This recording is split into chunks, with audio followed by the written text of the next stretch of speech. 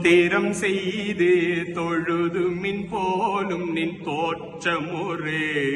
மாத்திரை போதும் மனதில் வையாதவர் வன்மை குளம் கோத்திரம் கல்வி குணம் குன்றினாலும் குடில்கள் தோறும் பாத்திரம் கொண்டு பலி குழலா நிற்பரு பாருங்குமே பாரும் புனலும் கனலும் வெங்காலும் படர்வி சும்பு